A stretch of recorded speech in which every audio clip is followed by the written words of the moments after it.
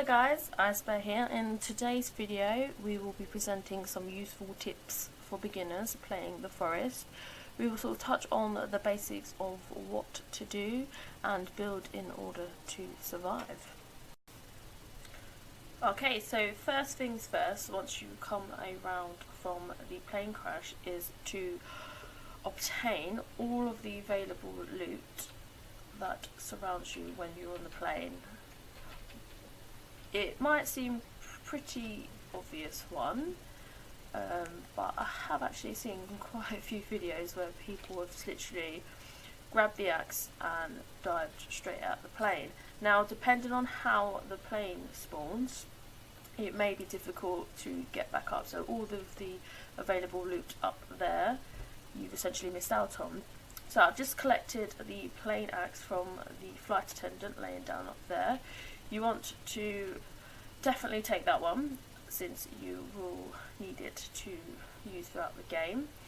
You'll want to also open up the suitcases, if I can just about do that, and obtain the loot from those as well. Now, not always easy, clearly as demonstrated. You want to do this as quickly as possible as well, since the plane crash will attract cannibals to the camp. And depending also on where you spawn again, it might even spawn you next to the cannibal camp. So grab all of the available loot as you can, do it as quickly as possible, and then find a suitable location to set up your base. Since this game is all about survival, my top tip for this game would be to choose your base location well. Now, I thought I'd put this top tip straight in at the second spot, just because after leaving the plane site, obviously you want to go and choose your location. Now, you want to choose somewhere where you have access to a water source, plenty full of trees to utilise for crafting, and somewhere where you can find plenty of rabbits and other animals to hunt to eat. Now, in the survival book, it says here on the first page, consider building a shelter before heading out into the unknown woods. Now, I wouldn't necessarily sort of listen to this one, since, as I mentioned just before, the mutants, cannibals, are attracted to the crash site. It might be a little bit difficult. However, you can build a temporary shelter. So if you're quick enough to obtain 26 leaves and 14 sticks, you can quickly set up that shelter. However, this is temporary as stated, so you will only sort of get one night out of this, and then perhaps you can move on to choosing your location. So for instance, I've set up here on this sort of cliff edge. I have plentiful of trees around me, source of water, and there are geese, fish and whatnot down below, as well as rabbits outside the perimeter. So choose your base location well and you should have no problems with survival. Once you've set out base, you might perhaps be looking at building a source of fire to cook your food and keep yourself warm. Now, here we have the basic fire, we have the fire pit, and then we have the standing fire. With the standing fire, you cannot cook food with that. However, it does help provide, a decent source of light within your camp. I tend to, when I start my bases, build the fire pit. Now, this is because it is much more permanent in terms that it does actually last longer as opposed to the basic fire. I think the basic fire lasts about 3 or 4 lights. It does get a bit annoying to sort of constantly keep having to build it, but with the fire pit, the stones stay there. You will have to replace the leaves and sticks for the fire pit, but for instance, the basic fire is relatively easy to make in terms of resources to use. So you need 7 leaves, 2 sticks.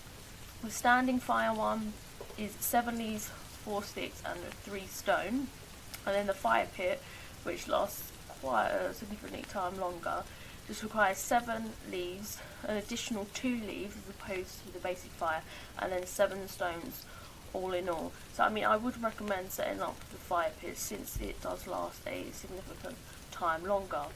Now, as I just mentioned before, the functions of the fire are to cook food, to stay warm. It provides obviously a source of light, and in some instances it will deter cannibals since they don't like approaching light.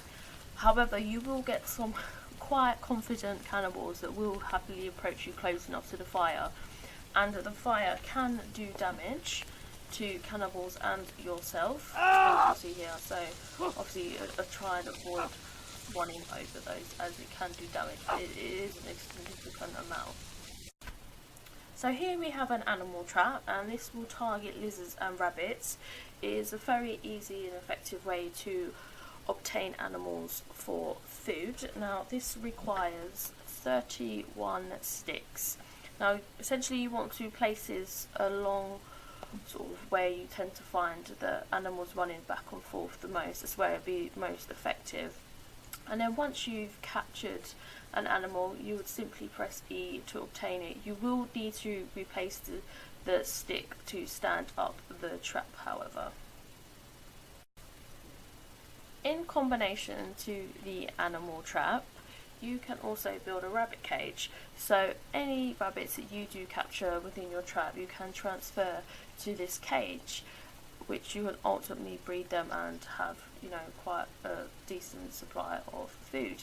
Now the cage itself requires 13 sticks to build, and to place rabbits in there you will have to press C, and to pick them out would be E. Now in order to sort of have the meat ready to cook, you will need to grab the rabbit and left click the mouse, and you'll see the meat drop there. And so it's E to pick up the rabbit, and you simply just go to the fire pit, press R to sort of rotate between your selections, and as you can see the rabbits come up, so I'll press C, and there we go, and you'll cook your rabbit that you've captured yourself. Okay, so you've chosen your location, you've set up a shelter, and you've created yourself a fire pit. So you're all sorted for food. Now you're thirsty, so you can either drink your soda cans that you've collected from suitcases, as well as alcohol, though alcohol will take away your chunk of energy if you just watch as I drink it. So avoid that, you know, in times where you're having to run away from cannibals. But alternatively, you can build a water collector. Now this obviously will require it to rain to fill up, but you will need 4 sticks and 1 turtle shell. Now I've come along the coast here, since obviously this is where turtles can be found, though they cannot be found throughout the whole coast. Now the shipping container is one spawn point for them, and as you see they're just coming up to the shore here. I believe you can find them near these sort of abandoned boats. I'm not too sure where else, but I mean if you can find the shipping containers and the boats, then you're guaranteed to find turtles. And obviously to get the turtle shell you will have to kill one. So if we kill this little fella, I do apologise. His friend had to witness that as well. It must be traumatising. And you can also obtain their meat, so do pick up that. Now obviously choose where you would like to build it. Obviously for the purpose of this video I'm just going to whack it out here, and do look at this as a sort of backup, not, you know, quite a reliant source of water, since you never know when it's going to rain in this day. But so yeah, there you have it. That's where you would obtain your water. So you might find that your campsite's a bit dark and you want to have a source of light. Now I tend to place these skull lamps. Now they require 3 sticks, 1 skull and 5 sap. Now I would recommend choosing these over your campfires, for example, since you know they're quite big and they will attract cannibals as opposed to the skull lamps. And these are also permanent, so unless destroyed they will remain alight forever. You'll find that once you start, you know, getting to grips with crafting stuff and building your base, that tree sap becomes quite a prominent item to have. It is a very useful item, so I would recommend trying to obtain as much as that as possible. Now you can get those from chopping down trees, but you can also get it by building a tree sap collector. Now you can find this item to build within the utility structures, and it requires 1 stick, 1 rope and 1 pot. Now the pots are found in abandoned or campsite areas, so if you do come across one of them, do pick up the pot. It comes in very handy to build this, and it will store up to, I believe, 30 sap. I think that's the maximum, and this will definitely help you out when it comes to repairing your building structures as well as crafting items. So I thought I'd sort of throw this one in as a helping hand for beginners. Now it might not seem obvious at first, and you're wondering perhaps, oh, how do I save the game? You've settled in and you've progressed to a stage where you'd like to keep it. Now this game does not auto-save. You will have to go to either your shelters for this, and you can see the sort of floppy disk for the save option there, and that requires you to press C to save the game, and then you just click a slot that you would like to save on. Okay guys, so there you have it. Those are my tips for beginners. I hope that they have helped and provided an insight into sort of the basics of the game. If anyone sort of has any tips that they'd like to share, please do bring forth and post them in the comments below. And as always, if you'd like to leave your feedback in regards to the video, then as well post them in the comments below.